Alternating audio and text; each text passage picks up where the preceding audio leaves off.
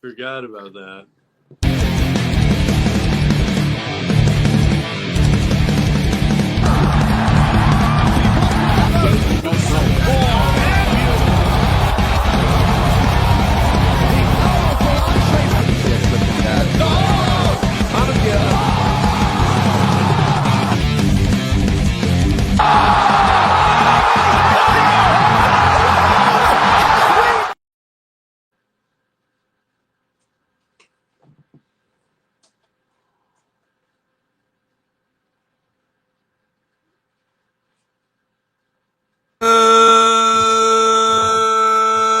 Good evening, fight fans. Welcome to another great episode of Headkicks Haymakers. I'm your boy Bodkins, and of course, with me, as always, is Mr. Bobby Blunts. Oh, Bobby, what a UFC it was Saturday night.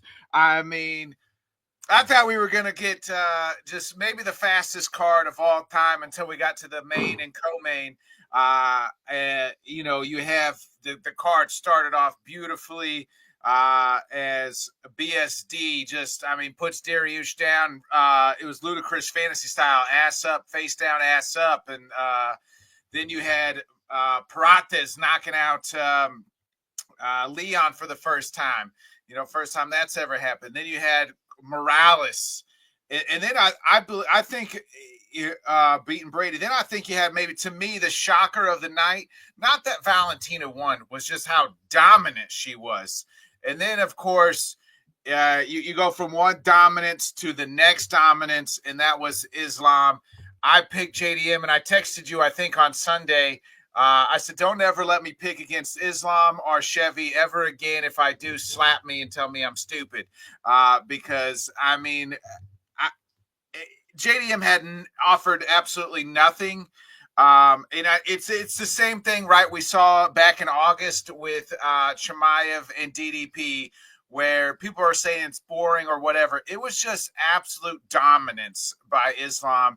JDM, I thought he would have a better showing, but how he did because of what he did with Bilal, but it was just repeats and rents. It was like 19 minutes of control time or something crazy like that. Just absolute dominance by Islam. We'll kind of talk about what's next here, really the 170 altogether, but your thoughts here from Saturday night. I mean, MSG absolutely delivered. If it wasn't like the prelims from before, Bo Nickel had a really good showing, and then he got a flash kick KO to end it. Yeah. The card had insane pace. I mean, they started with the fighters in the cage. They were not messing around at all. Like when we were doing picks in the spaces, we almost had to speed it up because they were, just moving the fight so fast. And when that main card started and you started getting like all those wild finishes, the writing was kind of on the wall for me for where it was going. I kind of had a fair assumption that was a decent chance. That's what we were going to get. And that's why the UFC really showed out in building this the way that they did. They kind of had damage control if that was going to pan out. And you got to start with the pound for pound number one in the world, Exactly.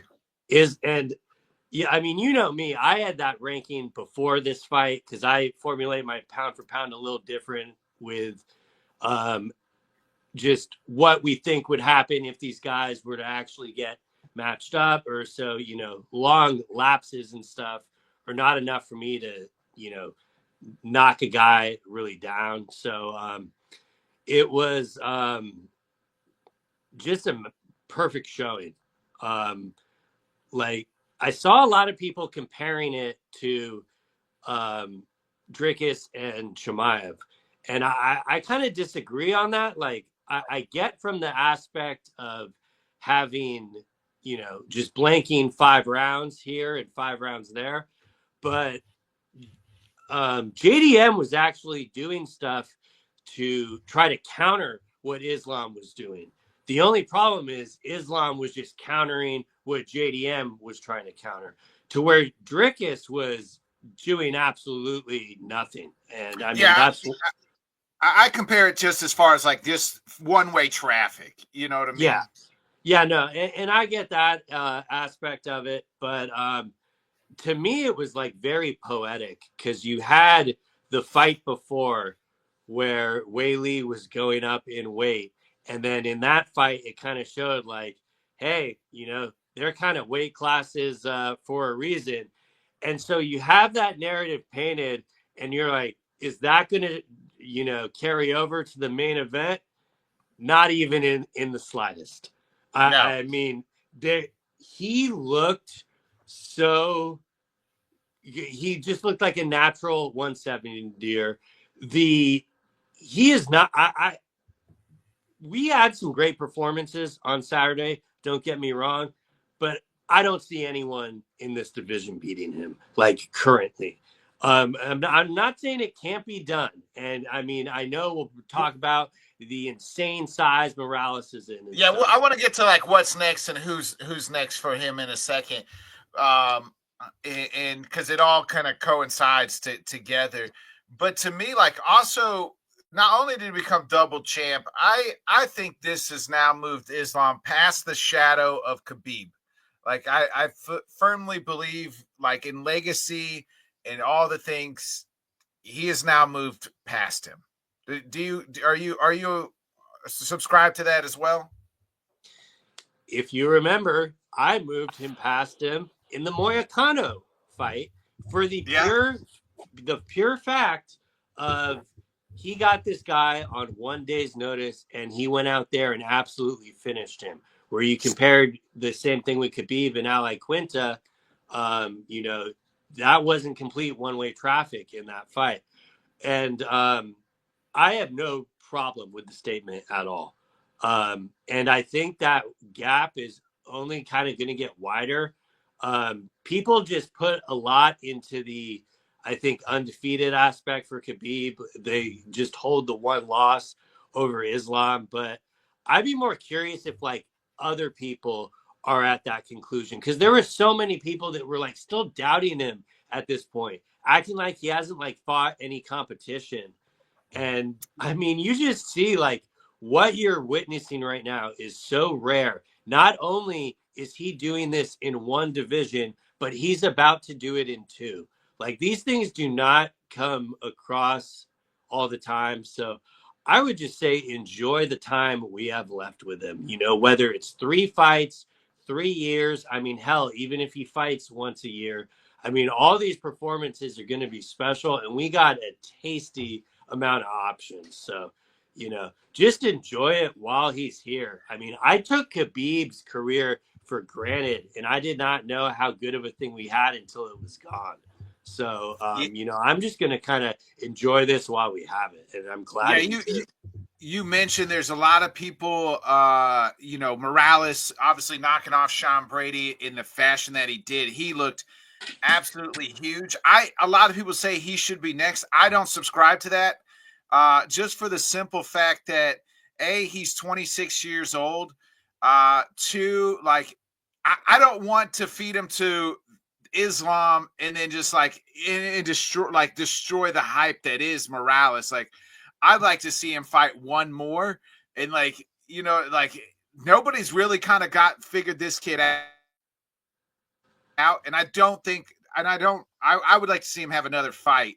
I think if Ian Gary if wins this Saturday, I think that to me I think that's the best person who really actually I thought Sean Brady would be the best, but Sean Brady is going to need to do some work now as far as like who could actually beat Islam. And I hate to say it because I don't agree that he should be next, but Bobby, I think Kamaru Usman would actually be the toughest challenge for him out of anybody. There is almost no denying that. Not counting Shavkat, but so if I had to rank the 4 people that I think would be his toughest challenge, I think I would probably put Shavkat 1, but I don't want to give him the title shot next. I think I would like to see him come off an injury and kind of get a warm up fight. Not saying that any of these guys are warm up fights, but I think Ian, and I think Kamaru, and then Sean Brady are all right there. I really think that Kamaru Usman.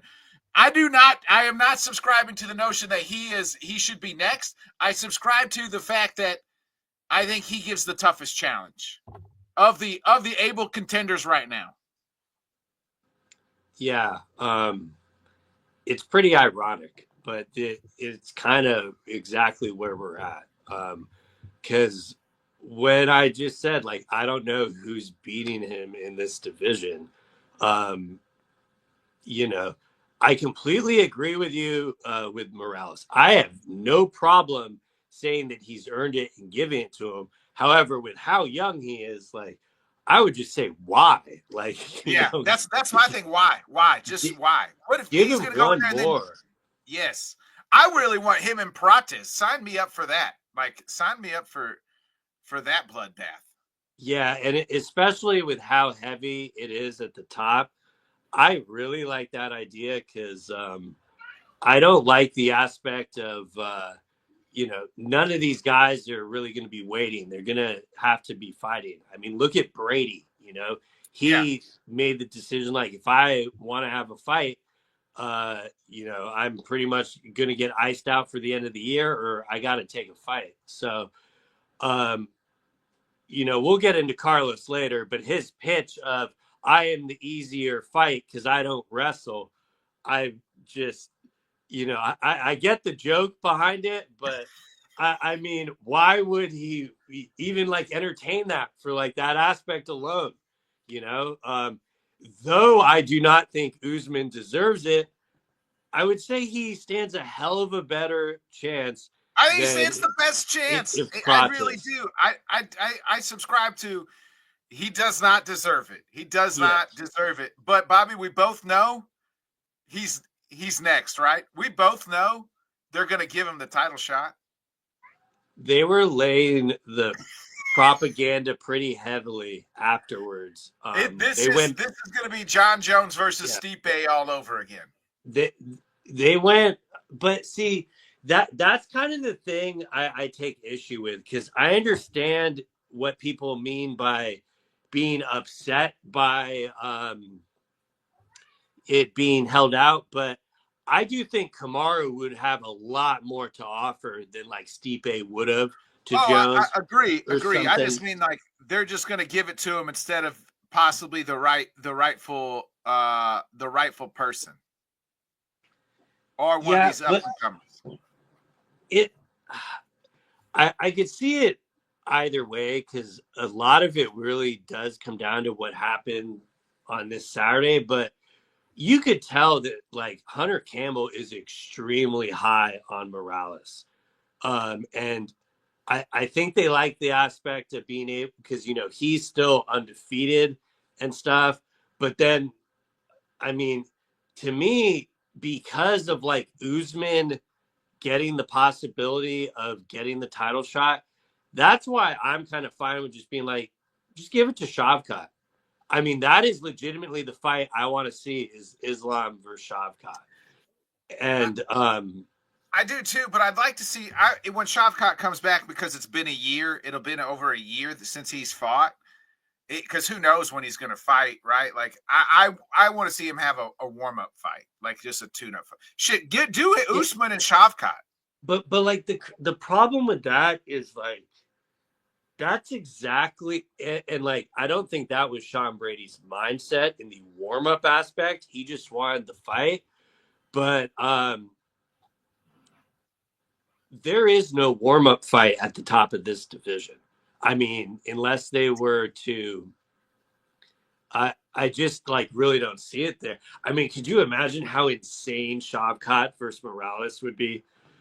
There are just so many good fights at the top, and now that Islam is legit the champion, I mean, if he rattles off like what 3 of these names that we're talking about, he's got a pretty good argument for just straight up like GOAT status. Like, if you're able to pull off that many wins against these like young up and coming contenders, because everyone's whole thing against him was always trying to hold it over his head that he was at 155. And, now he's at 170 where he does not have the huge size advantage, but I think he's equally going to have a chance at dominating all of these guys. I do too.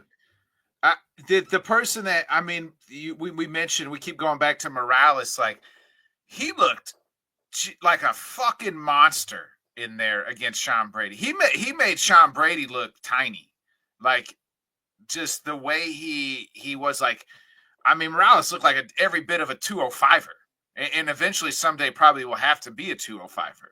Like he's that big, and you just don't like. I think the reason I don't want to throw him in there yet is maybe it's just on me because the mystery of Morales, like we haven't seen him enough, right? He hasn't been in these high profile spots, and the two spots that he has been in, the headline against Burns starched him, and then here he is in this high profile spot against Brady.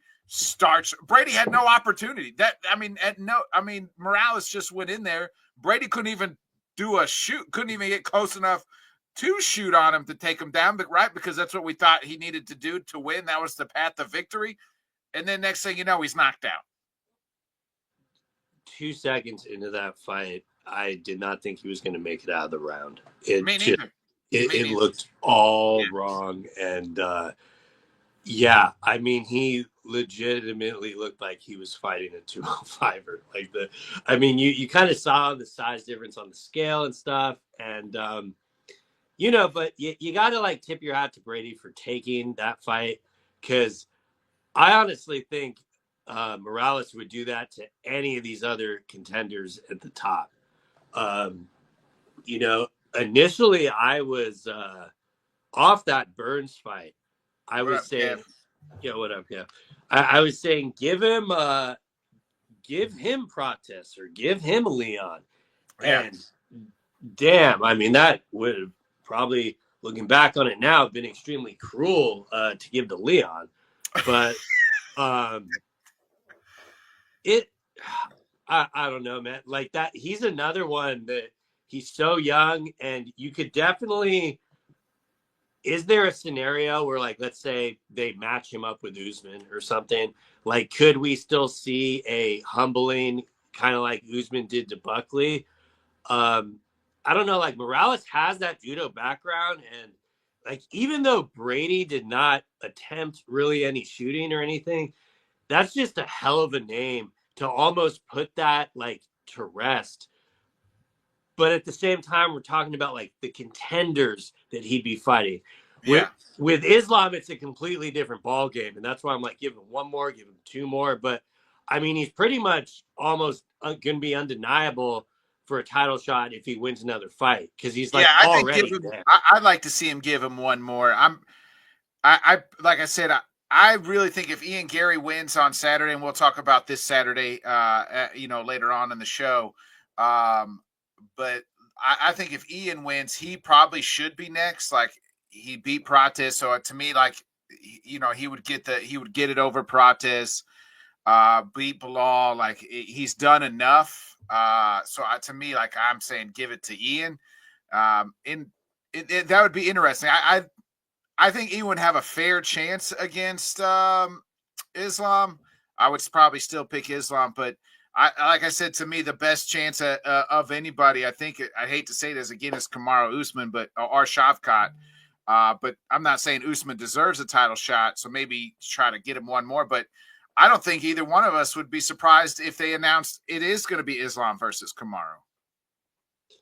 It's I think the rankings bumped Usman down to 8, I want to say. And it is kind of cool to see these young guys kind of, switching out the top and swapping with new guard and stuff. But I mean, to me, that's why I'm so excited that Islam is at 170, because you got this just laundry list of killers, and you could just match them up with every one of them. And that's, to me, I I just like want to see him, you know, like book him already. And we've seen so many times to where like, would I be shocked if they went with Usman? Not at all. But you do kind of wonder, like, what would Islam want? Like, if they actually, and I mean, what does Islam want? Like, not what does Ali want? It's quite clear what Ali wants. Yeah. But, you know, I really wonder what would be kind of the most intriguing challenge to him. Is it just like, because he kind of laid it in the UFC's court, like, whoever they want me to fight, I'll fight. And, you know, he's not going to be picky or choosy about the matchups or anything. I mean, depending on how the Ian fight goes, I would kind of like to see him next, but I just don't really know where we sit at that task of him actually winning. So that, because like if Ian loses on Saturday, I almost think that making Usman is the layup. Because I agree with Kev here. He kind of says what I said. He said he don't fully trust Morales versus a clean striker near his size. He says give him Prates versus Morales in Brazil or Ecuador. Yeah, I'm sign me up for that fight. Like, sign me up for Prates versus Morales. I knew I was going to get Rob going from saying he was eight.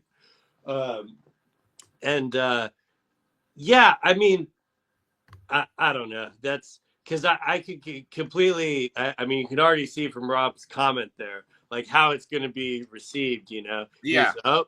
Let him go. What else did he say? I just said they'll never go to Ecuador, bro. Yeah, that's probably true. We both know that. I mean, Rob beat me to saying that, but yeah, they ain't got no site fee. Yeah. Side note, it was interesting to see Dana mention Spain there, but that's a topic for another day. Yeah. But you know, I think Morales and Prates is the fight to make, just because that really doesn't hurt anyone. Like, we've already seen Prates lose, and he bounces back with wins in the division. And with this list of guys, I mean, people are going to lose, you know, Do you maybe do the two losers from Saturday nights, like JDM and versus Brady? Possibly. Or does Bilal, one of them get the loser of Bilal and Ian?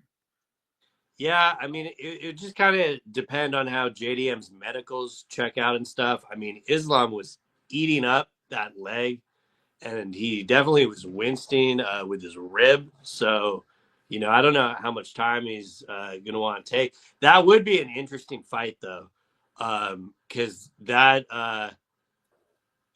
you know, Islam has already kind of seen the plan or shown the plan to Brady, like what he needs to do against JDM, you know. So I would definitely take it. I wouldn't be opposed. That's kind of the best part of 170. Like, if it's any of those names at the top, it's going to be exciting. And they're all good matchups. There's not a bad matchup, you know. Yeah, and I mean, even stylistically, and even like Usman, like fighting any of those guys. And you still got the guy who just fought like 2 weeks ago, Bonfim. Like he's on that right there on the cusp of fighting some of those guys. And like those guys are the ones that are going to get froze out the worst from like Usman's and stuff like that, because I mean they definitely deserve to crack in, but I don't know. If I were to like put it odds wise, I would say probably 50-50 it's Usman or Gary. But would you be surprised if they just gave it to Prates?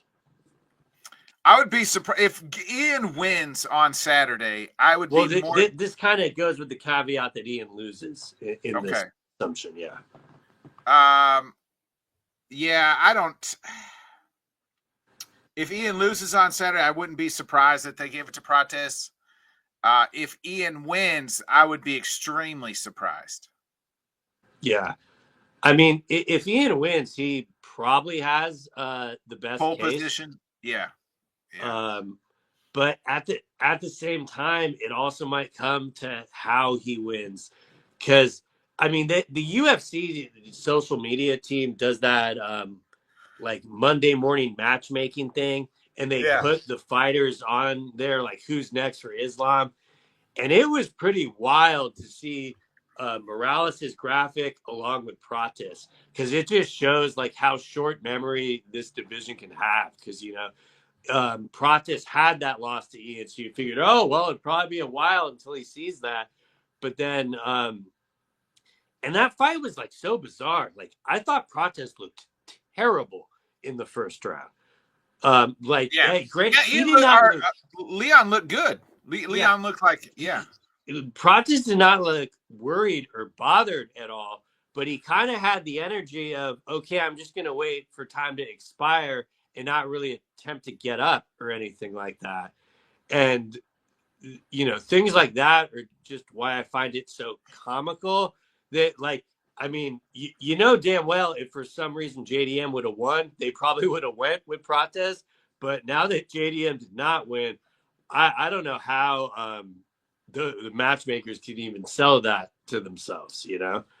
And say what you want, on a few days' notice, Usman still went to a decision with Chimaev, and like, Yeah. especially when you look at how like Dricus got dominated, um, there's so many different ways that they could just gloss over it and make it. It wouldn't even surprise, especially when like they'd be giving us insane matchups as well with like Pratis versus Morales. But I think Ian would have to lose for any of that to, really be a factor. Because, I don't know how you're gonna pass him up.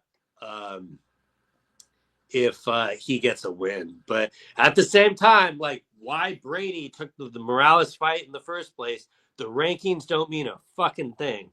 So I could totally see them just, booking Usman. It would not, if I were to put it odds, I'd probably put it 50-50. Yeah, I agree. I could definitely, I don't think anybody would be surprised. People would hate it, but, I do think. And like you said, that's not me saying that he deserves it next. Like, we all know deserves is irrelevant in this. Like, right. Ask Rob what the word deserves means in the UFC. Yeah. Yeah, it doesn't mean shit. So it'll be interesting what they do. I kind of like, I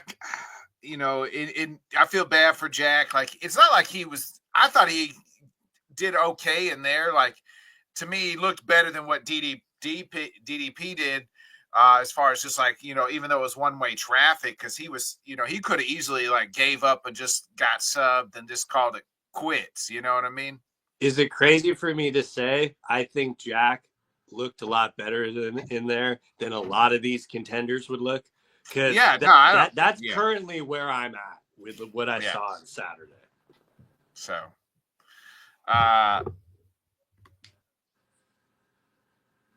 Kevin says here, he says that he wouldn't mind giving Islam a fun defense against Prates. I know you hate this, Bobby, but the fighting nerds will sell a fight.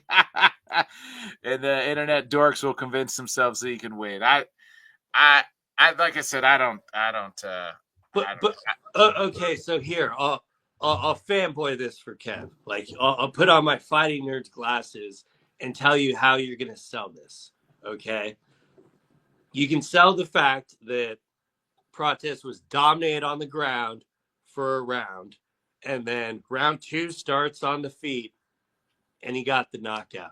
So, I mean, you can put that same like caveat that would happen with Islam, but I mean, we know what the difference is. Like, Islam does not make those mistakes.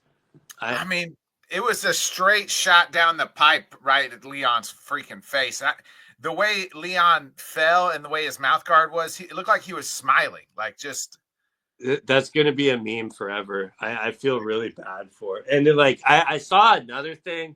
It's kind of wild. It was like following where the KO has gone since Masvidal kneed Ben Askren, because you had that moment, and then Masvidal had that moment when Usman put him down, and then Usman had that moment when Leon put him down, and now Leon has that same Leon moment. has that moment. So like, it, is that what we're gonna see with Morales versus Prates? Or I mean, but like, full caveat: how crazy would it be if Islam is the one that did, like, he puts Prates down, like with a strike like that? That would be wild. That would be wild. I do think like Islam's striking kind of got discredited with how grappling heavy it was, because I mean he was really throwing Jack off on a lot of stuff, and I think that's why he looked so frustrated. I mean, other than obviously having no answers for the defense there, but I do think that's like what the difference that Craig Jones made in that camp, and that is like the best thing that they could have hoped for, is he would not get submitted. And I don't know if I can say the same for other matchups that we have in the division there. Agreed. I want to get your thoughts real quick. I want to back up to the co-main event. Valentina has slated herself as the pound for pound best female in the world. To pretty much Mount Rushmore GOAT status to me as well. She said she'll take on anybody. Like, Amanda, she's like, if Amanda wants to come down, come on down. Anybody. I think she was on Ariel and even said Kayla, but we both know Kayla can't. She barely makes 135. James definitely ain't making 125. Your thoughts? And to me, I think Weili just goes back down and smacks around Mackenzie Dern and gets her belt back. This was such a domination that by the end of the 5th round, I was convinced that Mackenzie Dern has a chance against Weili. Like that is how like much Valentina dominated her. She made her look like an unranked contender, and this was pound for pound 1 versus 2. Yeah. And I know a lot of people were equally like upset with the boring factor. To me, it was just like shocking because after that first round, you're like, okay, this is going to be like this for another 5 rounds, probably. Yeah. Like, yeah. You didn't see like and you knew when they would go to the corner and her coaches are talking to her, you knew they had no answer. Yeah. Which is so like kind of rare for John Wood, like he kind of has always like had an answer. Like you saw it, in the Umar fight when they bounced back after losing the first 2 rounds. Yeah. But this was just, she threw, the size was just so noticeable. And, she threw that one like spinning back elbow, and, there was a lot of clinching. And then once she realized that she could just take her down and impose her will, that was quite a bit of rinse and repeat. And it was just baffling to see, because you would figure like at best it would you would at least have a round or so for Weili in a match like this, like even if Valentina was like dominating the one-way traffic. And I mean, like Rob said, weight classes for a reason. This is kind of the reason this was never on my like high Mount Rushmore of we absolutely need to see this. Like I was more than happy to get it done. I thought the fight absolutely made sense, but you see these types of things and you're like, yeah, their weight class is for a reason. Right. But at the same time, that's why the main event was just so much more special because of that. You see a defined line of their weight classes for a reason, and then you see, oh shit, well maybe they're not, and maybe he can. So it's just pretty wild. Who would you like to see Valentina fight next? Are you in agreement Weili just drops back down and just kind of handles business as usual? It makes the most sense for her to kind of go back down. I never got a sense that she was going up because she no longer could make the weight. It wasn't like, Yeah. Islam scenario. So it probably makes the most sense for her to go back down. Who I would want for Valentina next would be who I wanted for her in the first place, which would definitely be Silva. I love that they panned to her in the crowd. For me, that's the most intriguing because, after the Ferrot fight, that was kind of the one I was intrigued by. Like, okay, she definitely held her own there, but there's still kind of some question marks in that matchup, even though I'd probably still favor Valentina. That's kind of what I'd prefer to have next. And, you got to feel for Mackenzie Dern, but at the same time, that doesn't what we saw on Saturday night makes that fight so much more digestible for me to see that, she just got 50-45 by trying to go up. And, but, I don't think Wei Li is in any hurry to make that decision. Yeah, So it didn't seem like she was kind of non-committal. Yeah, it wouldn't shock me at all if Dern gets booked before Wei Li makes that decision, depending on what they need. Yeah, Rob, I agree. He says Whaley earned his opportunity in all fairness, but it wasn't good at all. Yeah. Too quick. I think that Uncle Benny, Dale Dariush, and Leon. I think it's time to put the gloves down and call it quits. For Leon too. Yeah, he's on a 3-fight skid. Yeah, I mean, he's on a 3-fight skid, but like fighting guys at the top and stuff. He like, just got knocked out brutally. Yeah, he did, but he also did win that first round. But yeah, getting put down. I agree on Uncle Benil.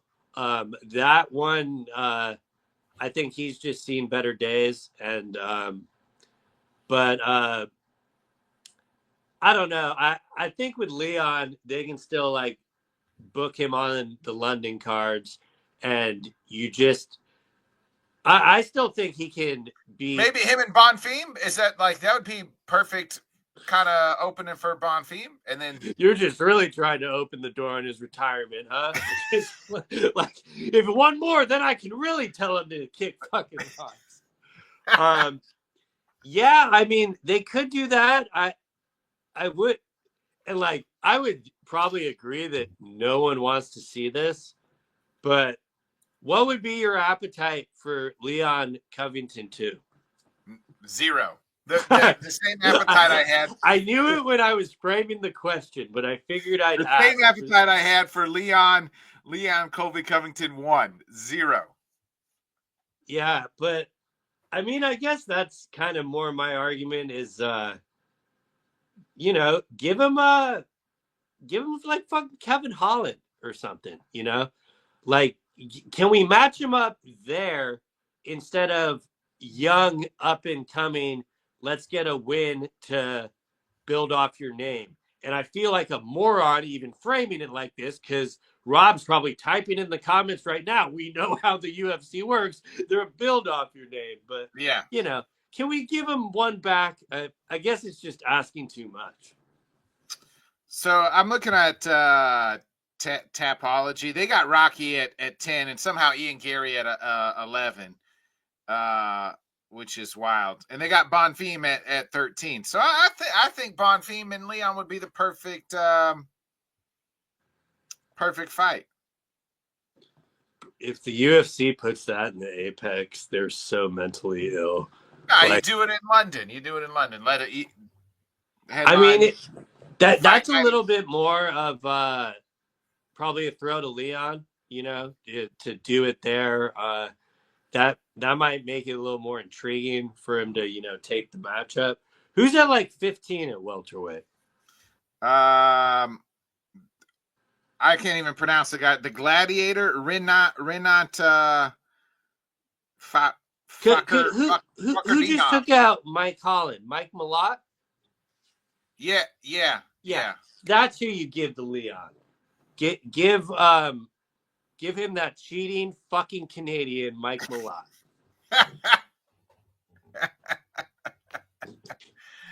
Rob says that Benil's actually probably going to retire because he told us he only kept fighting because there was a path to the title. Well, that path got lights shut out when he went face down, ass up, so on Saturday night. Bobby, I got to ask you, you mentioned it kind of at the start here. Bo Nickel with the, head kick knockout Saturday. Train's back on the tracks for Mr. Bo Nickel. I think I think the UFC has hopefully figured it out. Like, I hope they do like 2 or 3 more of these. Like, it was a great performance, don't get me wrong, but this does not make me say like, okay, that's, give him a top 10 contender now or something like that. I think he was much more appropriately matched. The striking looked a lot better, and I think it probably went as good for him as it could have went, because even if he got like an early like first round sub or something, I think there'd still be kind of questions lingering and stuff. And I think it's about as good of a bounce back for him as you can get. The UFC is definitely still in the Bo Nickel business. I mean, you could tell that. So, but I'm curious, like, where they book him. Not so much like would be on the main card, but are they going to be doing him on like numbered events, or is he going to be more kind of put on fight nights? And mainly, like, is he going to get in one more before the White House card? And it's not like that I care about the White House card, but he seems like the kind of poster boy to put on it. So he is, yeah. I would assume he's going to be on it. But I would, I would just hope that he'd try to get one in by like February, March, and that would be enough time to turn around and still maybe do June. But I think the best case scenario for him could have been that, because I mean, he was even getting like hit with the boos because people were getting annoyed at the fight, and then he got the emphatic finish. So, I mean, the way it played out for him, it couldn't have went any better. He and I think we got a little bit more real Bo Nickel on the mic. Like, he could see the criticism is affecting him. Yeah. I know a lot of that they just kind of got to blank out, but I mean, you see people on Twitter, they're freaking ruthless. So yeah. We also RoboCop had the nice unanimous decision. Aaron Blanchfield subs Tracy Cortez. Speaking of RoboCop, I am so fucking sick of Copy Love. Like, you can put his head on a poster right next to Kyle Baharo. I am just so fucking done with Copy Love. I'm just disgusted in that performance. So thank you, RoboCop. Aaron Blanchfield with finishes Tracy Cortez. She's not, probably needs one more to get be right there in the title mix. We'd be remiss if we didn't talk about Mr. Ethan Ewing beating our guy Malcolm Wellmaker on about 48 hours notice, and just looked like the absolute better fighter of the night. I mean, it takes 2 guys to sign on the dotted line. One guy obviously in camp. Ewing actually was in camp and had just fought like a week prior, and here he is making his UFC debut and beats the highly touted prospect Malcolm Wellmaker. Yeah, I mean, watching the fight, it felt like he had no real pre-fight jitters building up to the event, because he was just coming off the other contest. And, it was a huge switch up for Wellmaker, too, because, I mean, Wellmaker was pretty appropriately ranked. I mean, that fight was more or less pick 'em. And then, obviously, with the last-minute booking, he was a heavy favorite. But I mean, after we saw that first round, we're like, holy shit, he definitely looks serious. And this just got extremely interesting. And definitely he gained a lot of fans that night. I can tell you that much. I mean, there were people that were like in the space that were like super high on Wellmaker, and they're like, well, this dude just made a fan out of me. So, Yeah, I mean, he that, made a fan out of me. He made a fan out of me for sure. I think and we're. I mean, and you could still be high on Wellmaker. Number one, it was at 145. He fights at 135. You know, it's tough to take on anybody, no matter who you are, in 48 hours notice. You know. yeah, and I mean, he stayed on the card, and that is such a switch up. A lot of the times, it goes the other way, and you can kind of see the other guy took it at last minute notice. But it was kind of a different scenario because this dude literally just fought, you know. So I mean, he was in shape, and I mean, definitely like in the middle of the rounds, it almost looked like Wellmaker was the one taking it on short notice. Like he was looking, you know, pretty tired and labored and stuff. It And just looked like he was looking for that big shot, and then just it never landed, never could find it. yeah, and he was like doing like really nothing to set that big shot up. And once he got through one round like that, it kind of just seemed like it was on autopilot. I can't remember the judges scoring. Was it split or was it a 30-27? Because I I can think kind of see it either way there. I think it was 30-27 to me. Let me I have it actually pulled up. It just says unanimous decision, so yeah. Hmm. So Yeah, and yeah, you know that it was a was somebody had it two judges had it 28-29. One judge had it 27-30. I had it 27-30, really. well, especially like when you compare it to, I don't know if it was the fight before or the fight after, but Chimaev's boy that was on the card. I think it was like the fight before. He was acting like he was like way too cool for school. Like he was Yeah. like acting like he was just better than his opponent. And I mean, he dropped around. He just was looking extremely unserious. And it's like, okay, is he going to get it going? You know? And to where in this fight, the complete opposite. Like this dude just took this on short notice, and he was just focused from the start of the belt to the finish. And it was just, you know, he's going to be, he's going to like probably get the standard contract. And, you know, hopefully we'll see him more in the future. And I don't think, you know, it's a blemish for Wellmaker, but I don't think you can really knock his stock for this. I mean, they're still going to match him up appropriately. And if anything, this will probably be a good learning moment for him to kind of go back and work on some stuff. Yeah, agreed. Kyle Dukakis, he's been out, but he's sub Gerald Mershark. Obviously that's always tough to do. As we know, Gerald's a great grounds on the ground. That kind of summed up, last Saturday, UFC 322, I think it was. Yeah. To add to your list of people you'd like to see retire, and I know Mershart was wearing a lot emotionally, you know, with the passing of his coach and stuff in that Yeah. fight. But yeah, I don't know. That was kind of a rough one. Hopefully he can get back on track, but I'm just not really sure. You know, he's one of those guys that will like take a fight, you know, on short notice too. So I'm sure we'll see him sooner rather than Well, he's later. But Mr. He's Mr. Apex, you know? yeah, I Yeah, mean, I said Kyle Dukakis or Dukakis, whatever the fuck his name is. Kyle D. Rob, you know what I mean? You don't tune into this show for right pronunciations of names, okay? All right, we both know that. yeah, thank God. You know who the fuck I'm talking about. He beat Gerald Mershart. Lucky I can say Mershart right.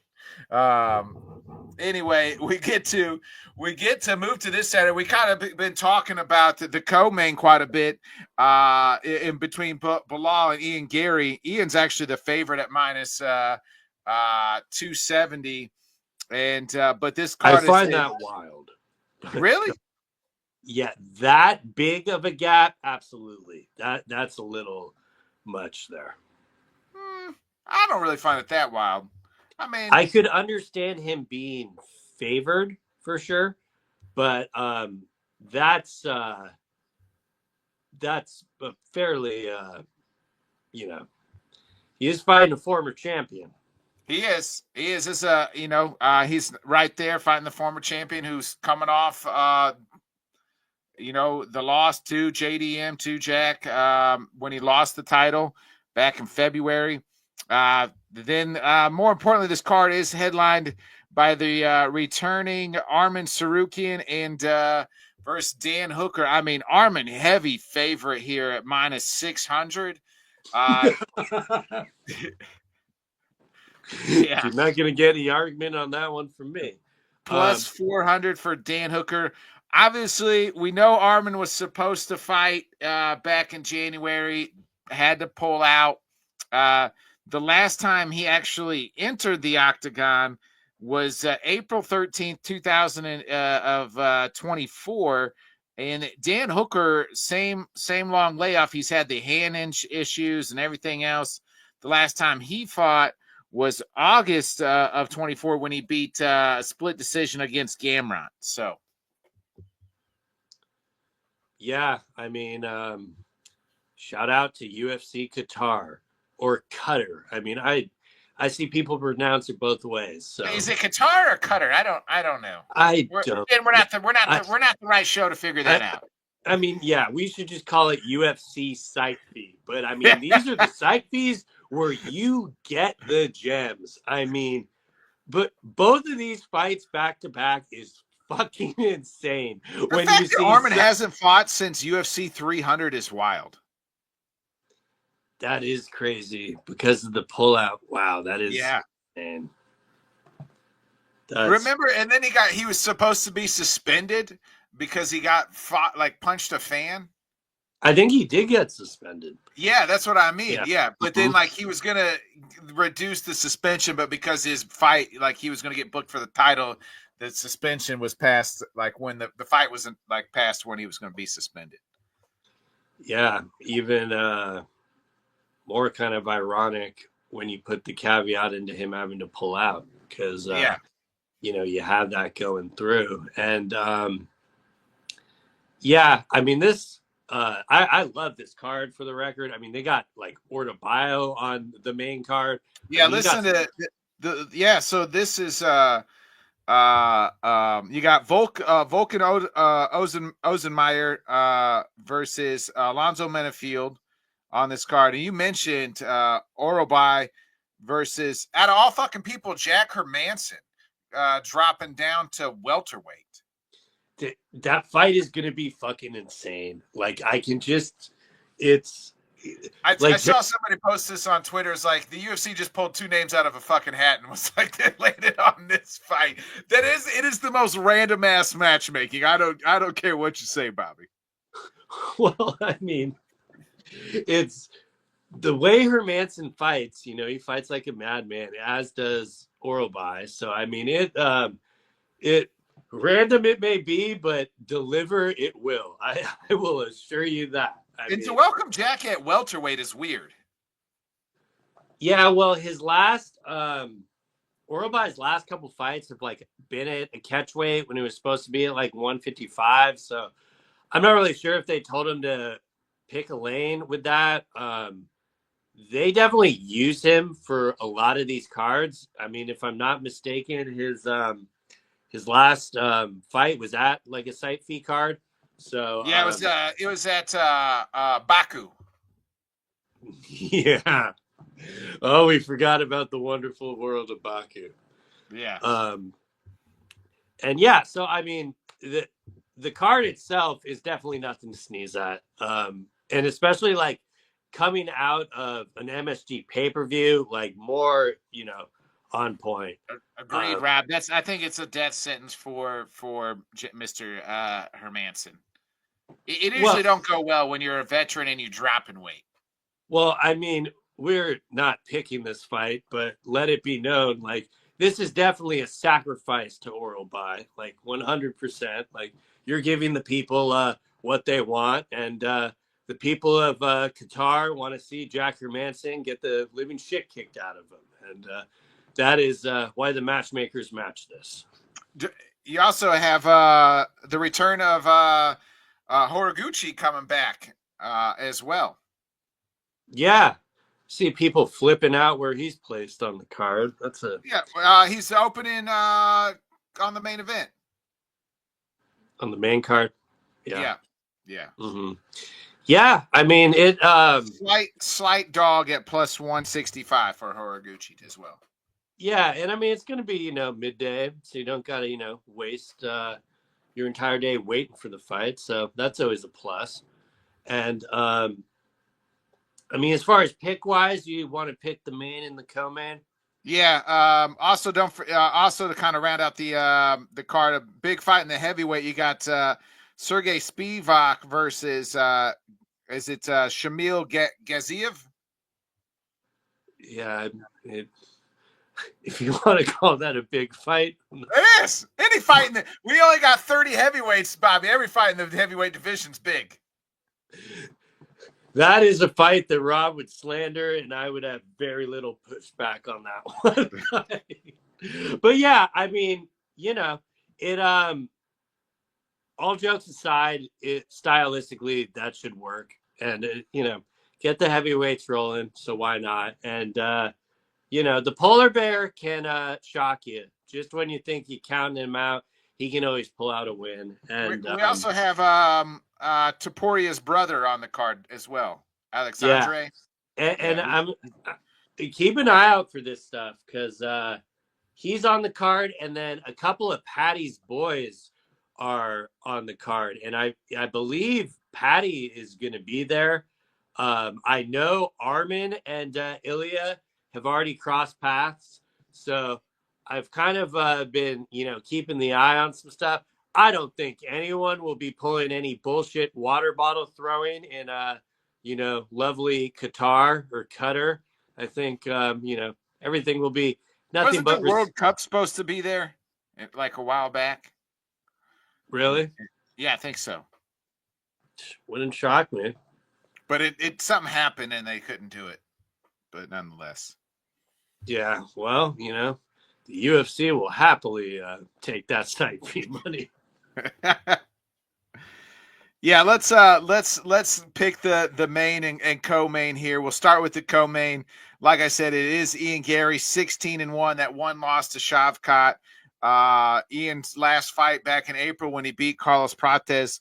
Like that, doesn't that seem so long ago now? Like Prates was dead, Ian killed him off, and now Prates, people are saying because of the 2 knockout wins, like, this guy's ready for the title. I mean, you're the person to ask. You were literally there, so. Yeah, I mean, I thought I had Ian Gary I picked Ian by decision, and that's what happened. And Ian looked really good against him, except for the last round. And that was kind of a short notice fight. Like, I think they fought, it was like a 3-week notice, 3 weeks, 4 weeks, maybe. How much time of the fight did you have to explain to your boys that what Gary is doing is dominating this guy? Yeah, I kind of, no, they kind of knew. They kind of knew. You could kind of see it live, so yeah. Yeah. Good. I'm glad it translated. Yeah. And then you do have Bilal Muhammad. I didn't realize Bilal Muhammad is 37. Damn. Mm-hmm. Yeah, he's getting up there. He's a young 37 though. 24-4, coming off the championship loss, where he lost his belt. Your thoughts here? 3-round fight. Yeah, I really wish this was the main event. I would rather have this be the main event than the other. Or give us like double 5 rounds. But yeah. It's really a travesty that this is not a 5-round fight, and I have a feeling. To be fair, the other fights that we had Saturday night were not 5-round fights, other than the title. So I'm okay with it. Like, does that make sense to make the playing level field fair? No, because it's gonna. When this 3rd round ends, I promise you, we are gonna go. Fuck! Why are we not getting to 4th and 5th round? Like, maybe Ian finally gets another finish here. Yeah. What's the line on that? Let's take a look. Fighting odds here. Ian by knockout plus 375. Bilal by knockout 1,500. Ian by sub 1,100. Bilal 1,200 by sub. Ian by points, which is probably what I minus 115. Bilal plus 300. So if you're gonna pick Bilal, I'd probably pick by decision and go by. Bro, if someone picks Bilal by knockout, that would be the heart. Like that line is so juicy. I'm fine with lighting $100 on fire. Like that is a ridiculous line. But at the same time, like um, but yeah, I mean, I have this fight as more of a pick'em, like odds wise. I think it's a lot closer. I do think the 3 rounds probably favors Ian a little bit compared to Bilal. Yeah. Bilal is used to 15-minute fights and stuff. So like, it's not like I'm really worried about him starting slow or anything. But Are you with worried that Bilal's falling in love with his hands? Like he says, like he wants it to be a striking match. not at all. I mean, all Or you that think he's stuff. just playing coy? You think he's playing coy?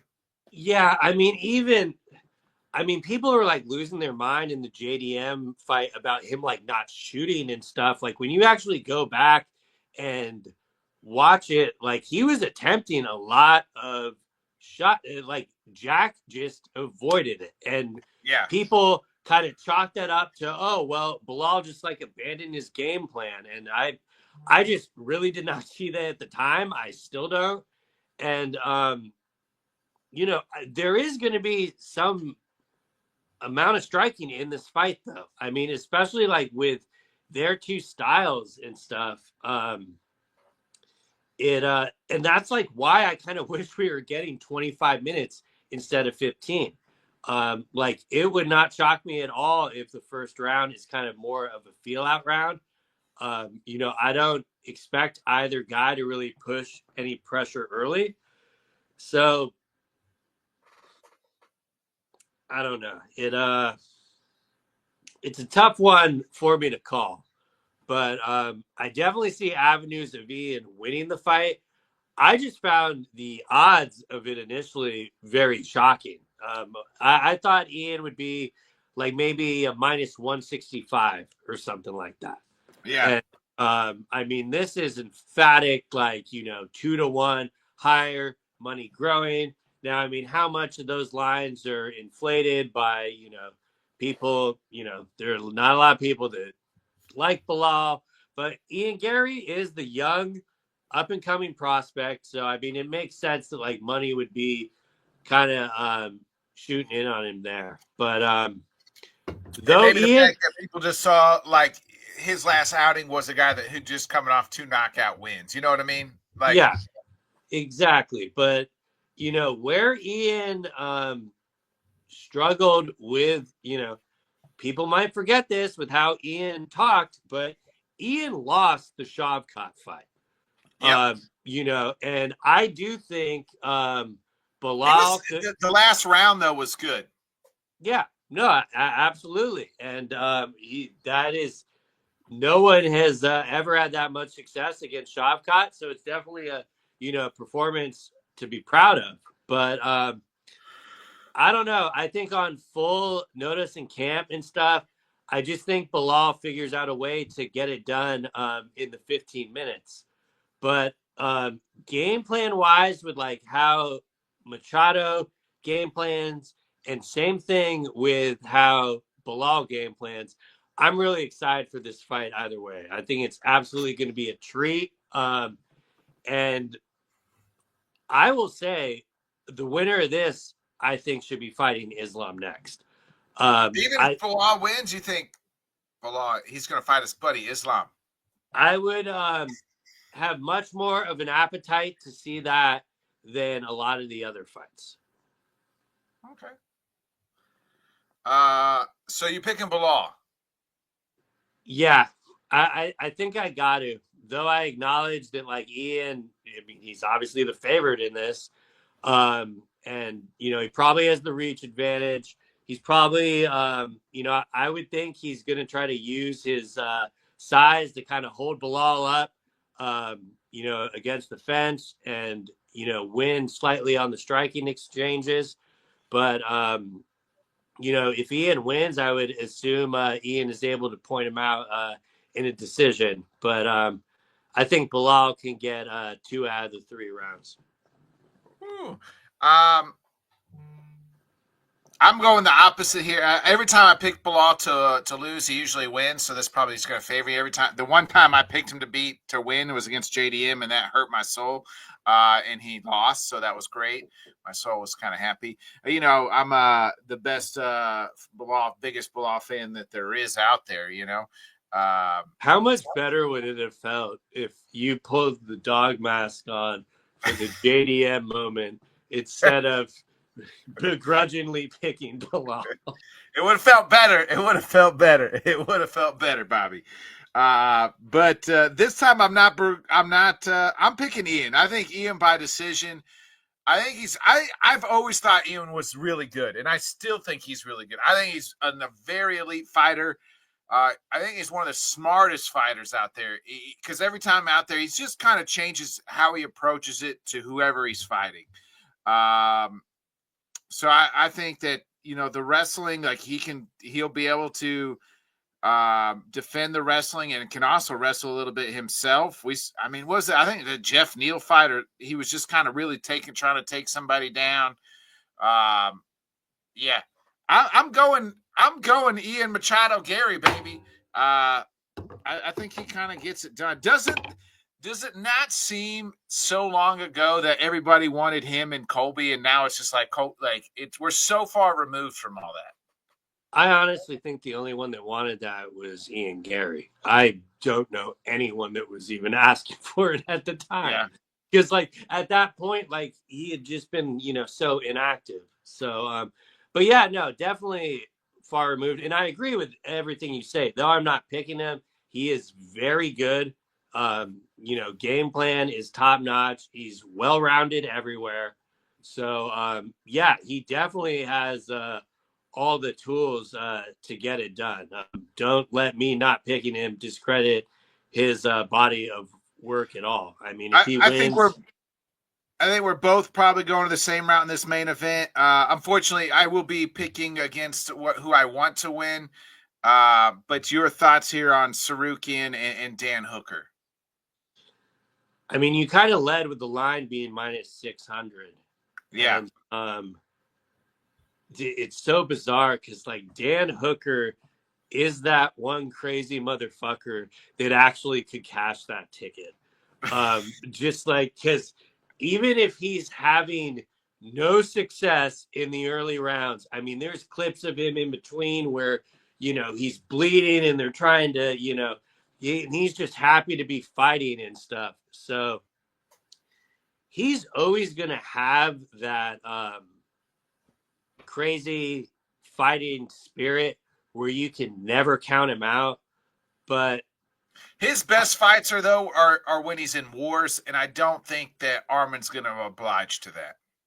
Exactly. I just don't see how he's going.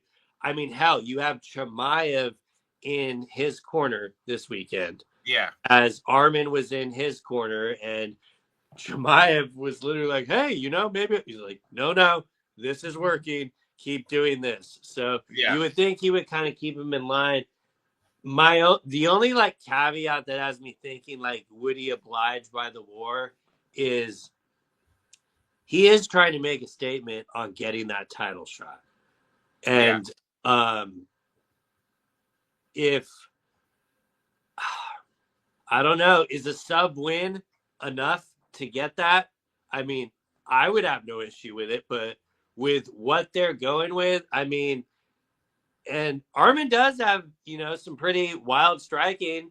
Does he try to maybe blast Hooker with something? And when that does not work, God, that sounded terrible. Should have said pause on that. But does he throw caution to the wind? And then when that doesn't work, does he say, okay, let me just get him down and finish it? I don't know. I mean, there's definitely been a lot of bad blood back and forth with this fight, which makes it kind of even more intriguing. But I would expect Armin to get a submission here. I think maybe Chimaev's only loss is didn't he corner what's his name? He's no longer in the UFC. Shit. They were super high on him. The English cat.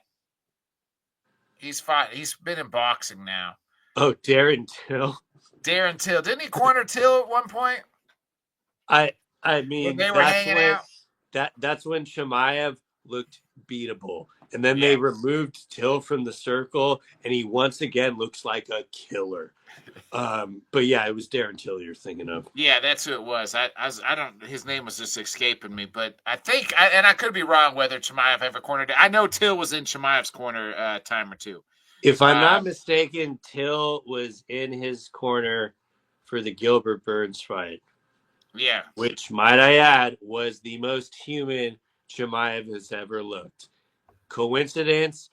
No, I'm kidding, but you get what I mean. Yeah, I don't think I like I said, Dan's best fights to me are when when everybody's when he's in these wars. I just don't see now. You forget though.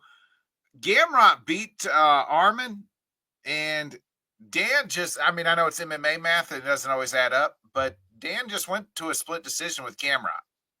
Yeah, and this again, it is that bizarre enough math where it almost does fit. Like minus 600, everyone's counting him out, and like Dan Hooker might be the one with the most to gain on Saturday. Because if he is able to win, I mean, they'll probably just line that up with Ilya. I mean, sign me up. That would sell. Yeah. But I'm hoping Armin is able to get some flashy shit done here, because I've made it no secret the next fight I want to see is Ilya versus Armin. Also, I shouldn't be bringing it up because you didn't bring it up, but thank you for not bringing up Ilya versus Islam. Like, it's good that we're leaving that in the past. And we got, two different weight classes. Ilya's not big enough to go to 170, and I don't ever see Islam going back down. Thank you for using some real good common sense there. Yeah, well, the people that were telling me that what they saw on Saturday night made Ilya going up to 170 more intriguing. He's way too small. That is just that is insane. And like, I know we probably should stop questioning it with all these crazy things he's doing, but I mean, that is just ridiculous. Like, you can get me there at 155 because Islam is killing himself to get there for Ilya to get the knockout. And don't forget this, though, Bobby. I want to go back to Armin real quick. There is this little thing fucking called karma. And, sometimes karma's going to fucking come at you. And you pulled out, and everybody said, Armin is the only, and you only know your own body, right? But he is about the only person that said, I couldn't fight. You talk to Dan, and Dana's going to say shit, but seemed like everybody was like, he probably could have fought still. And he just didn't. And I'm just saying, sometimes karma's going to come back and get you. You had your opportunity and you didn't get there. And then sometimes, you know what I mean? When you're there and it usually the elevator kind of drops. Yeah, I'm hoping it works the opposite way, as that it's good karma for him. but I completely understand what you're putting down. And it just kind of adds to it more, like the insane line. I'm not talking myself into picking Dan Hooker, but I'm always going to be rooting for Dan. But I'm picking Armin here. I'm picking Armin. Yeah, you were scaring me there. You were close. I saw it in your hand. I'm like, is he actually going to do it? I wish. No, I can't. I'm going to root for Dan. Again, I just think that I don't think Armin's going to oblige into his war. And I think it's going to have to be a little bit of a... And Dan can get out of grapple well, but he's not going to out there and submit you or anything. Yeah, I mean, the thing that really concerns me with it is just Armin's top pressure, and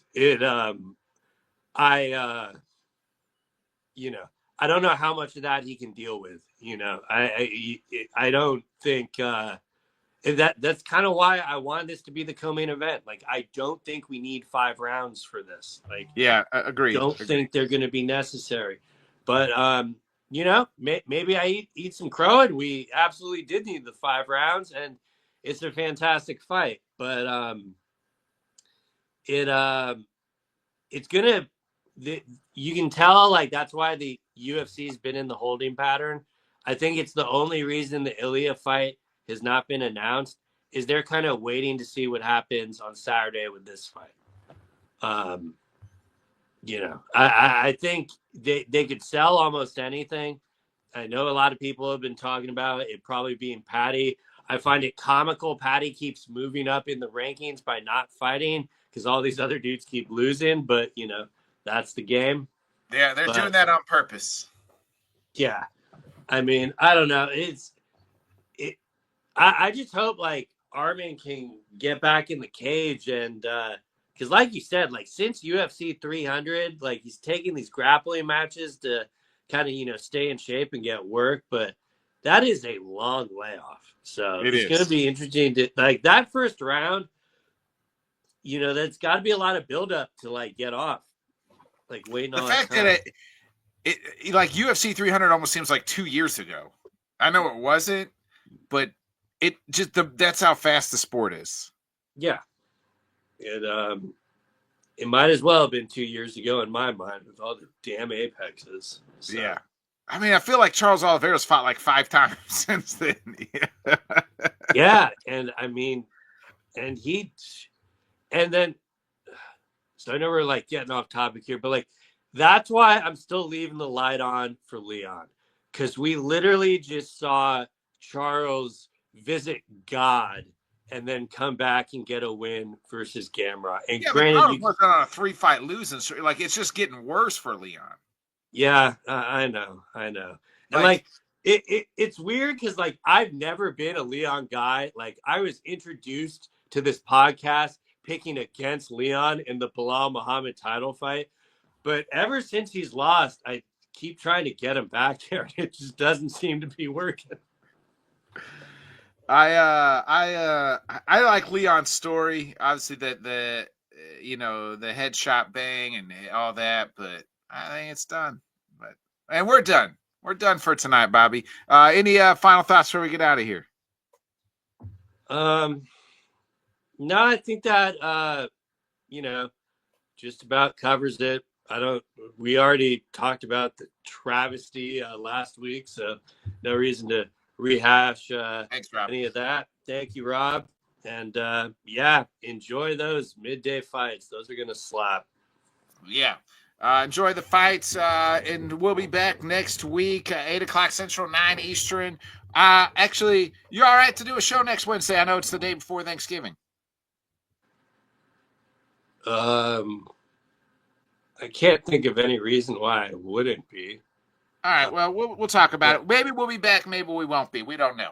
I know I'll be available. So, but it'll be up to Mr. Blunt's here if he ain't got shit going on, and maybe we'll take the week off, enjoy the Thanksgiving.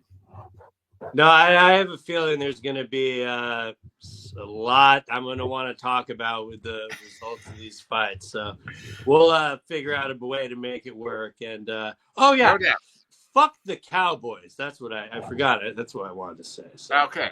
Thank you for reminding me. Yeah, I don't give a damn about your ass trade, Jerry. You were playing the Raiders, their ass. Fuck the Cowboys. All right. Be a friend, tell a friend, folks. We'll probably be back next Wednesday, 8 o'clock Central, 9 Eastern. We'll see you then.